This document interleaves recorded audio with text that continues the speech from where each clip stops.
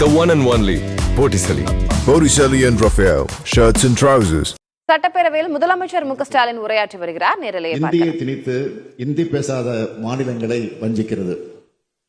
பாஜக ஆளாத மாநிலங்களை நிதி நெருக்கடி மூலமாக வஞ்சிக்கிறது. சமூக நீதிக்கு எதிரான அவர்களது செயல்பாடுகள் பட்டியலின, பழங்குடியின, பிற்படுத்தப்பட்ட, மிகவும் பிற்படுத்தப்பட்ட மக்களை வஞ்சிக்கிறது. நீட் மற்றும் தேசிய கல்விக் கொள்கையானது அடித்தட்டு மக்களை பாதிப்பதாக அமைந்திருப்பதை அனைவரும் அறிவோம். இந்த வரிசையில் கொண்டுவரப்படும் வக்ஃப் வாரிய சட்ட திருத்தமானது சிறுபான்மை இஸ்லாமிய மக்களை வஞ்சிப்பதாக அமைந்துள்ளதை நாம் கடுமையாக எதிர்க்க வேண்டும். அதற்கான தீர்மானத்தை இம்மாமன்றத்தில் நான் முன்மொழிய இருக்கிறேன் என்பதை முன்னுரையாக தெரிவித்துக் கொள்கிறேன். மாண்புமிகு பேரவைத் தலைவர் அவர்களே, வக்ஃப் சட்டமானது 1954ஆம் ஆண்டு இயற்றப்பட்டது. இச்சட்டத்தில் 1995, 2013 ஆகிய ஆண்டுகளில் திருத்தங்கள் செய்யப்பட்டுள்ளன. இதில் இன்றைய ஒன்றிய பாஜக கூட்டணி அரசு சில திருத்தங்களை கொண்டு வருவதற்கான முன்வரவினை கடந்த 8/8/2024 அன்று நாடாளுமன்றத்தில் தாக்கல் செய்தது. வக்ஃப் நிர்வாகத்தில் அரசின் தலையீட்டை ஆதரிப்பதாகவும் மத உரிமைகளை பாதிப்பதாகவும் ஒன்றிய அரசின் சட்ட திருத்தங்கள் இருந்ததால் அதனை திமுக உள்ளிட்ட பெரும்பாலான கட்சிகள் கடுமையாக எதிர்த்தோம். எதிர்க்கட்சிகள் கடுமையாக எதிர்ப்பு தெரிவித்த நிலையில் நாடாளுமன்ற கூட்டுக்குழு ஆய்வுக்கு இதனை அனுப்பினார்கள்.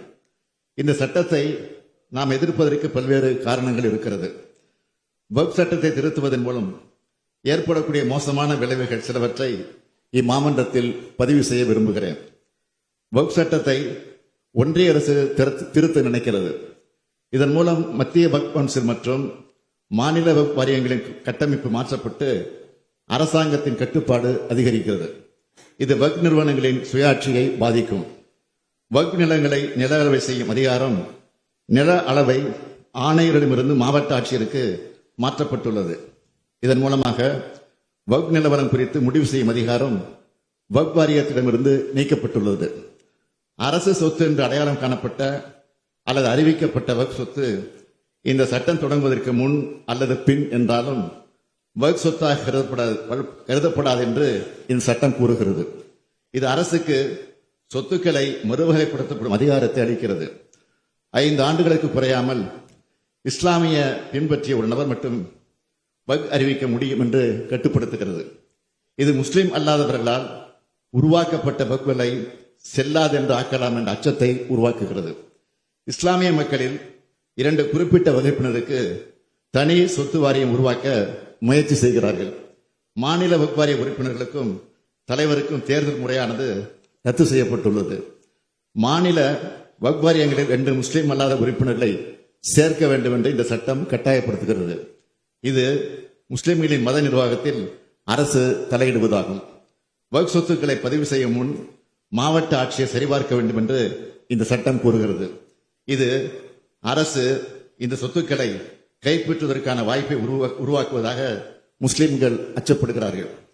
வக்ஃப் சட்டத்தின் பிரிவு 40 நீக்குவது வக்ஃப் வாரியத்தின் சொத்து அடையாள அதிகாரத்தை அகற்றி அதை அரசுக்கு மாற்றுகிறது.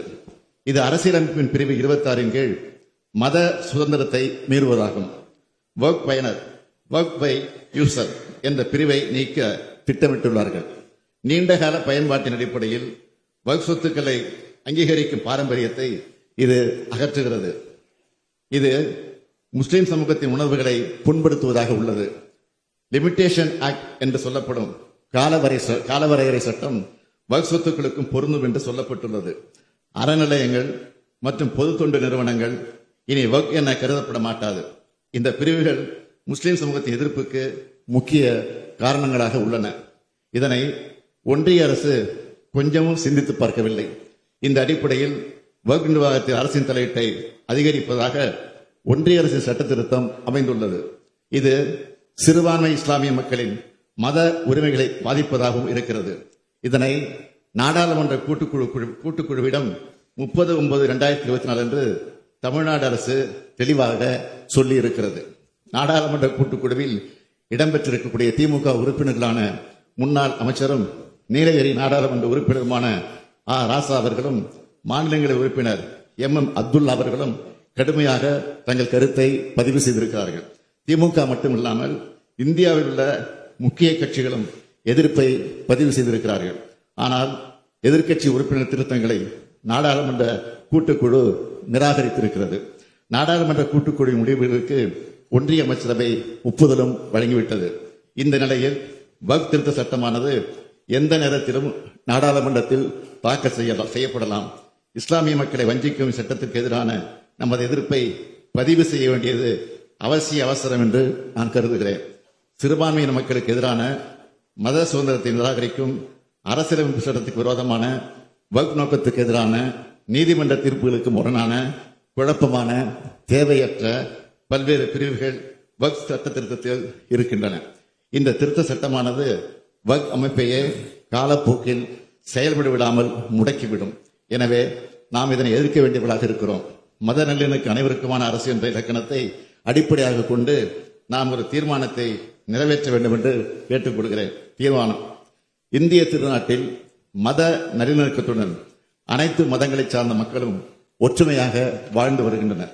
அனைத்து மக்களுக்கும் அவரவர் மதங்களை பின்பற்றுவதற்கு அரசமைப்பு சட்டம் உரிமை வழங்கியிருக்கிறது. அதை பேணி காக்கும் கடமை தேர்ந்தெடுக்கப்பட்ட அரசுகளுக்கு உள்ளது. ஆனால் அதற்கு மாறாக சிறுபான்மையின இஸ்லாமிய சமுதாய மக்களுக்கு கடுமையான பாதிப்புகளை ஏற்படுத்தும் வகையில் 1995 ஆண்டின் வக்ஃப் சட்டத்தினை திருத்துவதற்கு கடந்த 2024 ஆண்டு ஆகஸ்ட் மாதம் ஒன்றிய அரசு மக்களவையில் அறிமுகம் செய்துள்ள வக்ஃப் வாரிய திருத்த சட்ட முன்வடிவினை வக்ஃப் அமெண்ட்மெண்ட் பில் 2024 முழுமையாக திரும்பப் பெற வேண்டும் என்று ஒன்றிய அரசை இப்பேரவை வலியுறுத்துகிறது என்ற தீர்மானத்தை நான் முன்மொழிந்து அமைகிறேன்.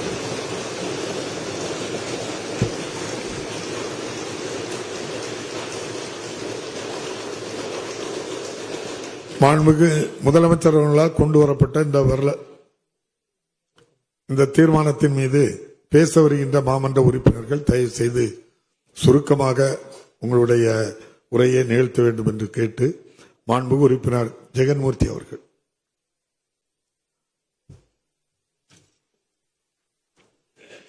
மாண்புமிகு பேரவைத் தலைவர் அவர்களே, இந்திய துணைக்கண்டத்தில் மதங்களை கடந்து அனைத்து மக்களும் ஒற்றுமையாக வாழ்ந்து வருகிறார்கள். அவரவர் மதங்களை பின்பற்றுவதற்கு அரசமைப்பு சட்டம் உரிமை வழங்கி இருக்கிறது.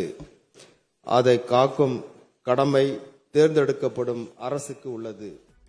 ஆனால் அதற்கு மாறாக சிறுபான்மையின இஸ்லாமிய சமுதாய மக்களுக்கு பாதிப்புகளை ஏற்படுத்தும் வகையில் மக்களவையில் அறிமுகம் செய்யப்பட்டுள்ள வக்ஃப் சட்டத்திருத்த முன்வடிவுக்கு எதிர்ப்பு தெரிவித்து தனி தீர்மானத்தை முன்மொழிந்திருக்கிறார் முதலமைச்சர் ஸ்டாலின். இஸ்லாமியர்களுக்கு கடும் பாதிப்பை ஏற்படுத்தும் சட்ட முன்வடிவு இது என்று அவர் பேசியிருக்கிறார். நாட்டில் மத நல்லிணக்கத்தோடு மக்கள் அனைவரும் வாழ்ந்து வருகிறார்கள். அனைவருக்கும் அவரவரது மதங்களை பின்பற்றுவதற்கு உரிமை உள்ளது. அதனை காப்பது அரசின் கடமை. எனவே இஸ்லாமியர்களை அச்சுறுத்தும் வக்ஃப் சட்டத்திருத்த முன்வடிவை திரும்ப பெற வேண்டும் என்று தீர்மானத்தை முன்மொழிந்திருக்கிறார் முதலமைச்சர் ஸ்டாலின். தற்போது சட்டப்பேரவையில் சட்டமன்ற உறுப்பினர்கள் இதன் மீது பேசி வருகிறார்கள். தொடர்ந்து பார்க்கலாம். பார்ட்டி வேர்னாலும் I prefer Botticelli. எங்க இருந்தாலும் நம்ம ஸ்டாரா தெரியணும் இல்லையா? வெரைட்டியான கலர்ஸ், நியூ டிசைன்ஸ், அதுக்கு மேல star look. The one and only Botticelli. Botticelli and Raphael, shirts and trousers.